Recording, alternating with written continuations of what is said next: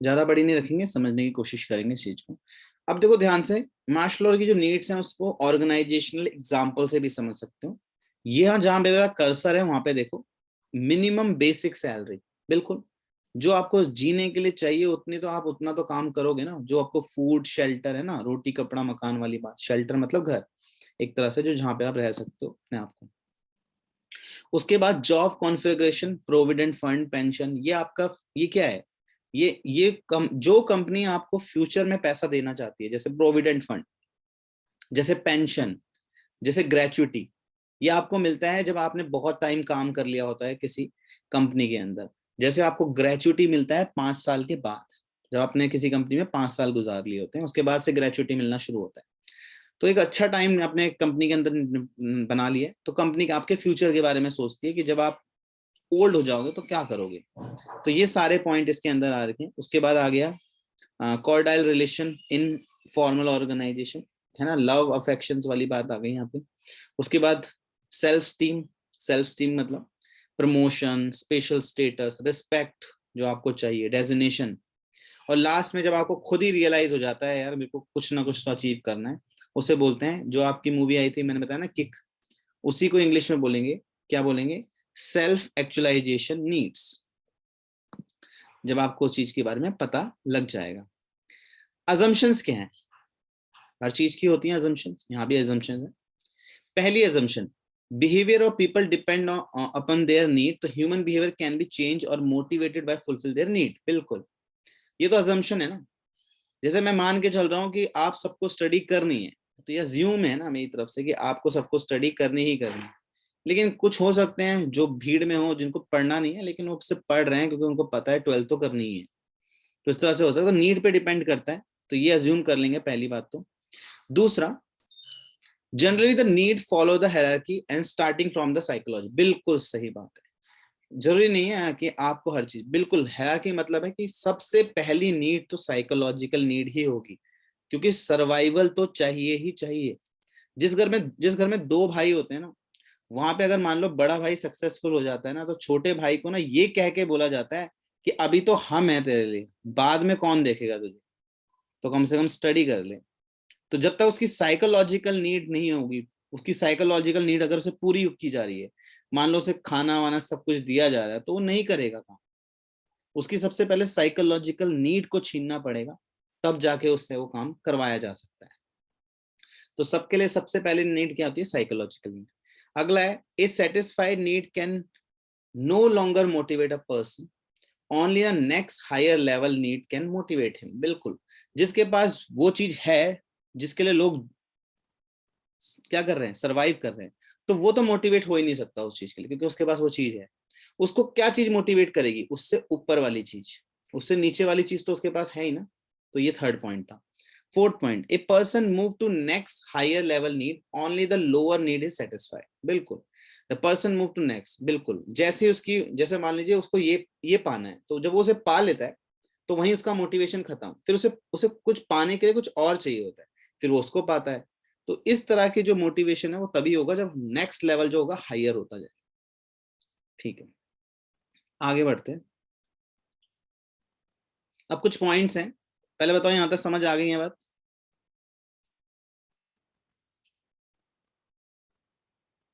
ठीक है, अब ये कुछ पॉइंट्स हैं, इनको समझेंगे। बहुत आसान पॉइंट है, ज्यादा इस पे टाइम वेस्ट करेंगे नहीं, क्योंकि मुझे पता है आपको भी पता है।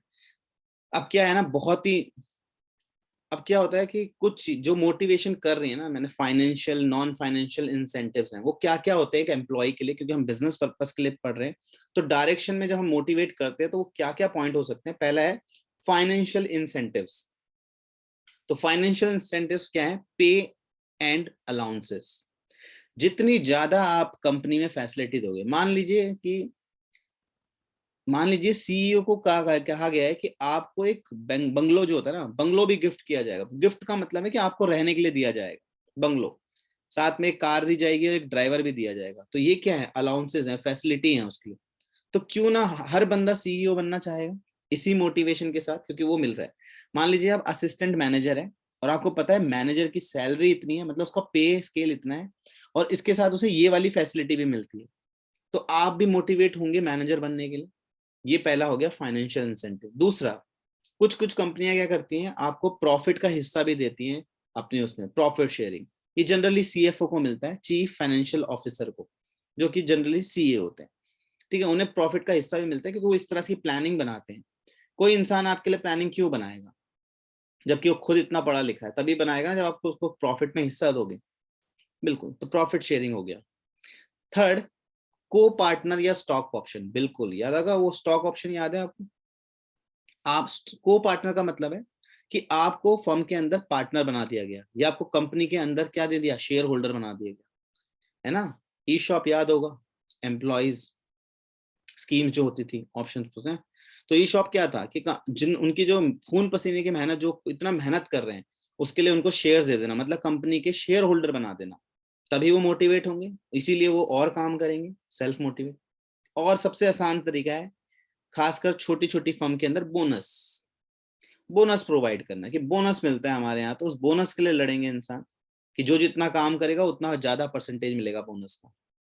उसके अलावा जिसको हम इंसेंटिव बोलते हैं, कि अगर आपने इतनी कार बेच दी, अगर आपने इतनी सेल कर दी दिवाली के टाइम पे, तो उनको आपको कमीशन मिलता है, जो कि इंसेंटिव होता है, सेल डिपार्टमेंट वालों को मिलता है। देखो लिखा भी है कमीशन के अंदर कि commission is the common incentive offered by the offer to employ working under sales department, और ये सेल डिपार्टमेंट को ही मिलता है।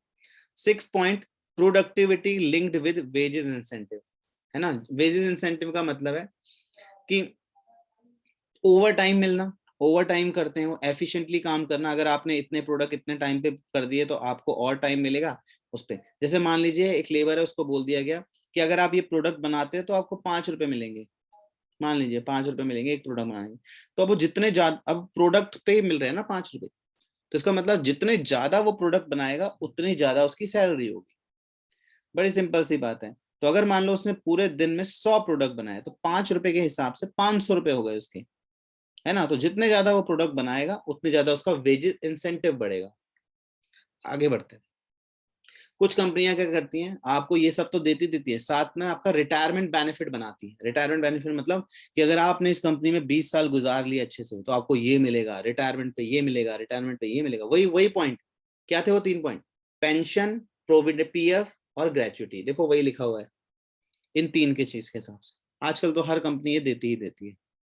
उसके अलावा बेनिफिट्स, मेडिकल फैसिलिटी आपका क्या करा देती है, मेडिकल फैसिलिटी दे देती है आपको। मेडिकल फैसिलिटी का मतलब है जैसे फॉर एग्जांपल कि आपका हेल्थ इंश्योरेंस करवा दिया, और साथ में ये भी बोल दिया कि आप अपने घर वालों का भी करवा सकते हैं। इसके अंदर ईएसआई सुना होगा किसी ने, अगर सुना होगा तो ईएसआई करा देना पूरी फैमिली का, ठीक है। ये 8 पॉइंट है, इसके अंदर ज्यादा है नहीं खास।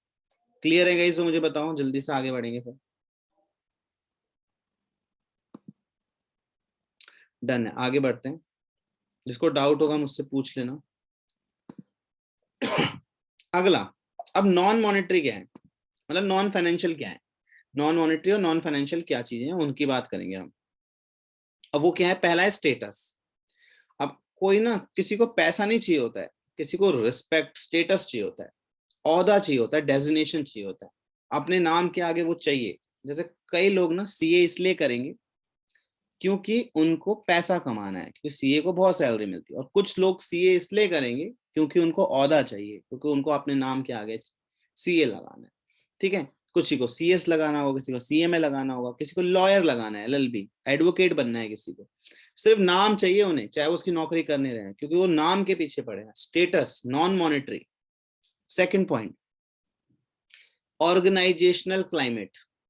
ऑर्गेनाइजेशनल क्लाइमेट का मतलब है कि आपको पता है, इट रेफर्स, देखो लिखा भी है, it refers to relation between superior and subordinate and there are the characteristics which the derive organisation. मान लीजिए कि आपकी इच्छा है कि आपको वहां पहुंचना है जहां पे वो है। आपके उन ऑफिस में क्या होता है ना, ग्रुप होते हैं, junior group, middle group, senior group.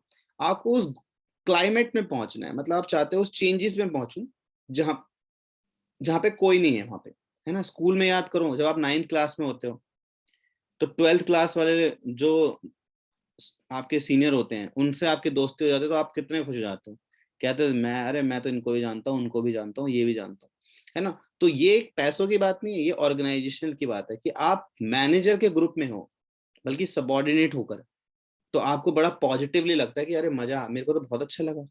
तो इस तरह से यहाँ पे ये बात होती है कि आपको उस हिसाब से, तो देखो लिखा भी है, employees are always motivated in healthy organisational climate. जहाँ पे बहुत अच्छे अच्छे लोग होते हैं वहां हर कोई रहना चाहता है।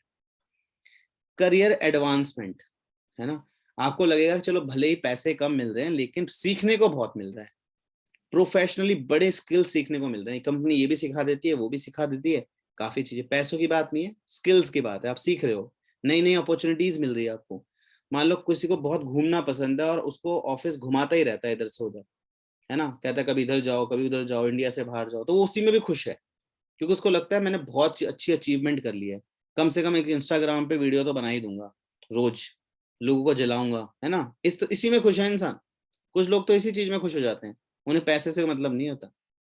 तो यही वाली बात है कि करियर एडवांसमेंट की बात। अगला है job enrichment and assignment of challenging job.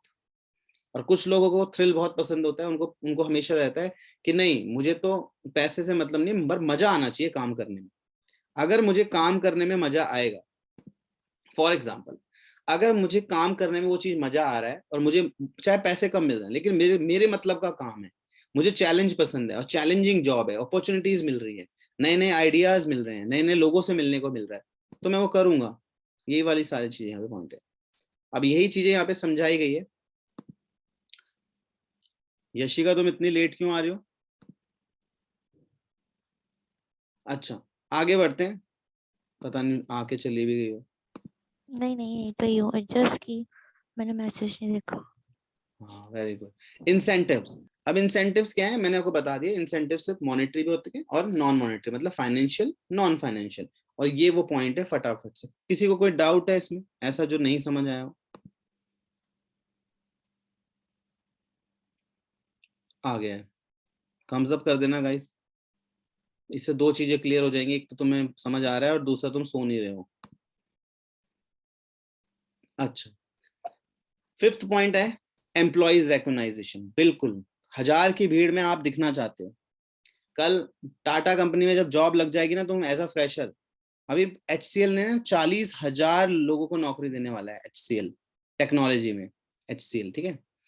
अब HCL 40,000 लोगों को नौकरी दे रहा है, अब 40,000 में अगर तुम सोचो कि मेरे को लोग जानते हो, तो उसी को बोलते हैं एम्प्लॉयज रिकॉग्नाइजेशन। मतलब कि वही मैंने आपको बताया, आपको एम्प्लॉय ऑफ द ईयर, है ना, new commerce of the year, ये काफी चीजें बढ़ती हैं, है ना।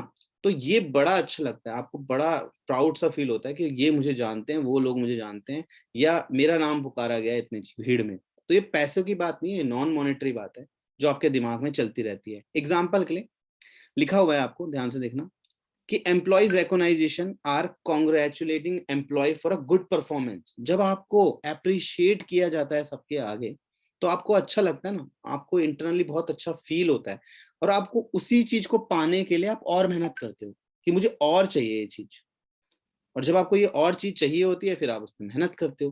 क्या ये फाइनेंशियली है? नहीं, ये नॉन फाइनेंशियली है, लेकिन आपको अच्छा लगा क्योंकि आपके परफॉर्मेंस को कॉन्ग्रेचुलेट किया गया, मतलब कि आपको अप्रिशिएट किया गया सबके सामने, ठीक है ना। आगे बढ़ते हैं। वो देखा होगा ना आपने, जब कॉलेज के आगे डिग्री मिलती है तो कैसे वो ब्लैक कैप ऊपर उठा के फेंकते हैं, तो वो अलग ही फीलिंग है ना।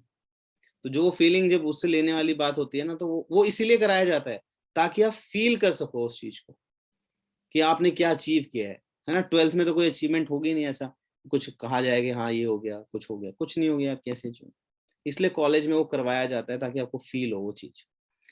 अगला, जॉब सिक्योरिटी, ये भी एक पॉइंट है। बेशक आपके पैसे नहीं बढ़ रहे हो, चाहे कुछ नहीं हो रहा हो, आपको प्रमोशन नहीं मिल रहा हो, लेकिन आपको पता है कि मेरी सिक्योरिटी है, मतलब मेरी परमानेंट जॉब है, यहाँ पे कंफर्मेशन लेटर है।